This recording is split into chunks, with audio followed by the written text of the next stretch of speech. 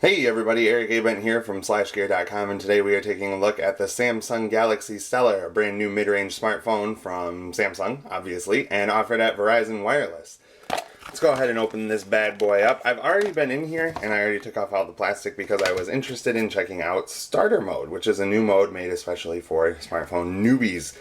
That is included on this Galaxy Stellar, but we'll talk more about that later. For now, let's cover the outside. There's a 4-inch WVGA screen, running at 800 by 480 resolution, which means no HD.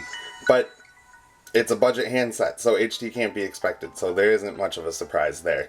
On the bottom of the screen we have previous, home, recent apps, and menu buttons. And then on the right side of the device we have a power button, not too much else going on. Volume buttons and micro SD slot have taken up residence on the left side of the device. On the bottom, we have a mini USB port for charging and data transfer. And then on the top, a headphone jack. On the back is the 3.2 megapixel camera that you probably aren't going to use very often because it isn't very good. And then on the front is the 1.3 megapixel camera that you'll probably use even less. Now, let's jump right in here. I left it in starter mode the last time I used it, so here is your first look at the Galaxy Stellar's starter mode. Really, the only difference between starter mode and standard mode is that starter mode adds a bunch of pre-made or preset widgets to the various home screens. On the main home screen right here, we have favorite contacts, which allows you to add 3 of your favorite contacts for quick dialing. And then here we have a keypad. So instead of going into the dialer, you can just swipe over to dial up a number and make a call. Right here we have favorite settings, which you can use to change your ringtone, wallpapers, volume, font size, check your data and battery usage, and then go directly into the settings from there too. And then over here we have a favorite apps widget, which is basically just a hub for the apps that you like to use most often. You can change all of these, swap them out, delete them, whatever you want. And then here, interesting, we have a suite of Amazon apps.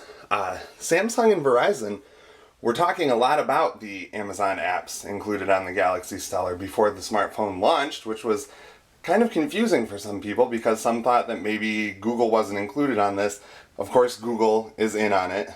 Google needs to be present on all Android devices. So we have a suite of Amazon apps alongside Google's regular offerings like Gmail, Google Plus, and the Play Store. So even more options when it comes to buying stuff for your handset. Naturally, since this is a Verizon phone, it takes advantage of Verizon's 4G LTE network, which is still the fastest around and definitely the best when you're looking for fast mobile data. It also comes with a Snapdragon S4 dual-core processor, clocked at 1.2 gigahertz, so it definitely isn't the best, but it's still actually pretty decent. So it should be able to handle basically whatever you can download from the Google Play Store. Like I said, it isn't the best, but it doesn't need to be the best. This is a phone for budget consumers, not for the people who want the best all the time. It also comes running Android 4.0.4, ice cream sandwich out of the box. So it's not Jelly Bean. Can't really expect Jelly Bean though. We're only 2 months out from release, and this is definitely not a high priority phone for Samsung. So I wouldn't expect Jelly Bean in the future, but who knows, we might be surprised. On the inside we have 4 gigabytes of internal storage, but as you can see, there are a lot of apps that come pre-installed on this device.